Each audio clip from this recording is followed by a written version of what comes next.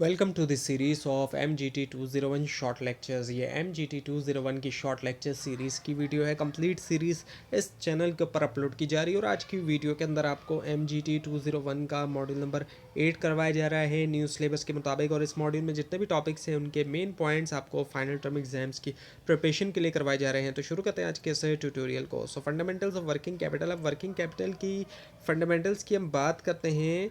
अब ये रिप्रेजेंट करता है जो डिफरेंस होता है कंपनी के करंट एसेट्स और करंट लाइबिलिटीज़ में। इनके करंट एसेट्स में से जब हम करंट लाइबिलिटी को माइनस करते हैं तो हमारे पास वर्किंग कैपिटल आ जाता है और इसके ज़रिए मेजर किया जाता है शॉर्ट टर्म फाइनेंशियल हेल्थ और ऑपरेशनल एफिशिएंसी भी। एक कंपनी जो है वो प्रॉफिट में तो है लेकिन अगर उसका वर्किंग कैपिटल अच्छा नहीं है तो वो उसकी फाइनेंशियल हेल्थ शॉर्ट टर्म की अच्छी नहीं होगी और ऑपरेशंस जो है वो एफिशिएंट नहीं होंगे। अब करंट एसेट्स में हम देखें तो कैश आता है, अकाउंट रिसीवेबल, इन्वेंट्री, जबकि करंट लाइबिलिटीज़ के अंदर ऑब्लिगेशंस आ जाती हैं जिनको एक साल के अंदर पे करना होता है, जैसे कि अकाउंट्स पेबल हो गया, शॉर्ट टर्म लोन हो गया। और एक पॉजिटिव वर्किंग कैपिटल यानी कि अगर प्लस में आंसर आ रहा है जब हम एसेट्स में से करंट एसेट में से करंट लाइबिलिटी को माइनस करते हैं तो वो इस बात को बताता है कि कंपनी पूरा कर सकती है शॉर्ट टर्म ऑब्लिगेशन आसानी से। जबकि नेगेटिव अगर होता है ये तो वो ये बताता है कि पोटेंशियल लिक्विडिटी इशू। तो एग्जाम्पल अगर लें तो जैसे कि कंपनी का करंट एसेट $5 लाख है और करंट लाइबिलिटीज़ $3 लाख है, तो इसका वर्किंग कैपिटल $2 लाख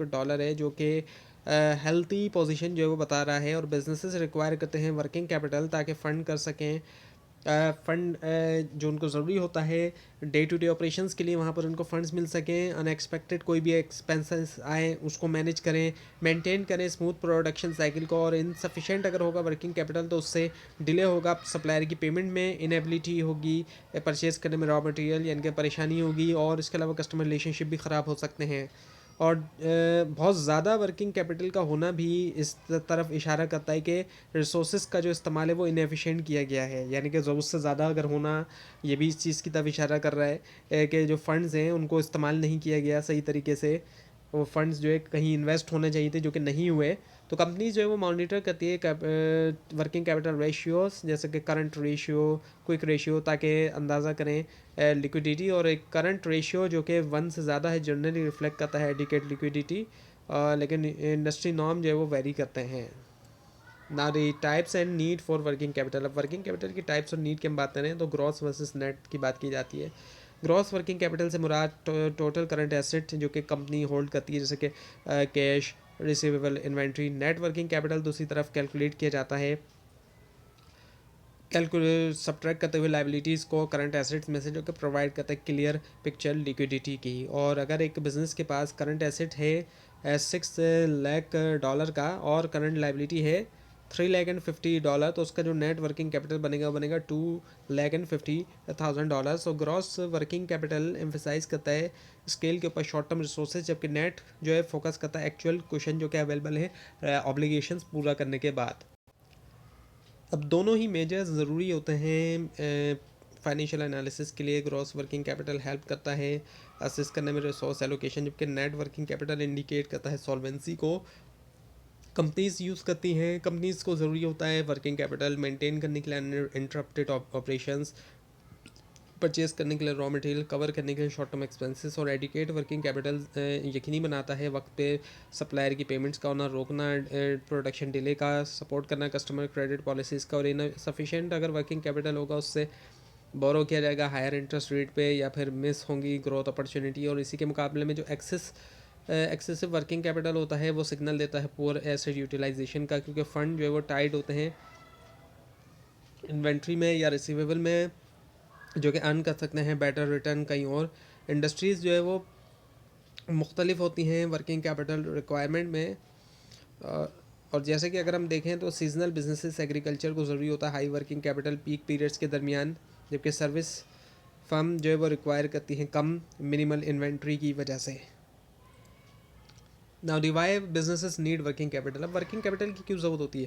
ये ज़रूरी होता है सस्टेन करने के लिए डेली ऑपरेशन और यकीनी बनाने के लिए फाइनेंशियल फ्लेक्सिबिलिटी को भी बिजनेसेस रिक्वायर करते हैं फंड्स, ताकि मेंटेन करें इन्वेंट्री, क्रेडिट दें कस्टमर्स को, कवर करें प्री पेमेंट सर्विसेज या रॉ मटेरियल के लिए। और अगर एग्जांपल ले तो एक मैन्युफैक्चरिंग फर्म को ज़रूरी होता है सफिशिएंट वर्किंग कैपिटल ताकि वो परचेज़ करें अपने जो रॉ मटेरियल है उनको पे कर सकें वो वेजेस को। और इसके अलावा मैनेज करें यूटिलिटी बिल्स को। कैश रिजर्व्स क्रिटिकल होते हैं पूरा करने के लिए अनएक्सपेक्टेड जो एक्सपेंसेस हैं अचानक से आने वाले, जैसे कि इक्विपमेंट को रिपेयर करवाना, इमरजेंसी प्रोक्योरमेंट हो जाना, और एडिकेट वर्किंग कैपिटल के बगैर कंपनीज जो है वो रिस्क होता है, रिस्क कंपनी को प्रोडक्शन के रुकने का, सप्लायर पेमेंट को मिस हो जाने का, और कस्टमर रिलेशनशिप ख़राब होने का। और इसी के साथ साथ वर्किंग कैपिटल सपोर्ट करता है क्रेडिट पॉलिसीज़ जो कि अट्रैक्ट करता है कस्टमर्स को, ऑफ़र करते हुए पेमेंट फ्लेक्सिबिलिटी जिससे बूस्ट किया जा सकता है सेल, और साथ में रिसीव भी किया जा सकता है, इंक्रीज़ किया जा सकता है रिसीवेबल। सीजनल बिजनेसेस जैसे कि रिटेलर्स जो हैं हॉलीडे पीरियड के दरमियान अक्सर रिक्वायर करते हैं वर्किंग कैपिटल स्टॉक करने के लिए, इन्वेंट्री और मैनेज करने के लिए इंक्रीज डिमांड। और इसके मुकाबले में सर्विस बेस में कम रिक्वायर होते हैं मिनिमल इन्वेंट्री रिक्वायरमेंट्स की वजह से। इफेक्टिव वर्किंग कैपिटल मैनेजमेंट में शामिल है फोरकास्ट करना, कैश फ्लो मॉनिटर करना, रिसीवेबल और नेगोशिएट करना फेवरेबल क्रेडिट टर्म्स सप्लायर्स के साथ। Now the cash position, deficit and surplus.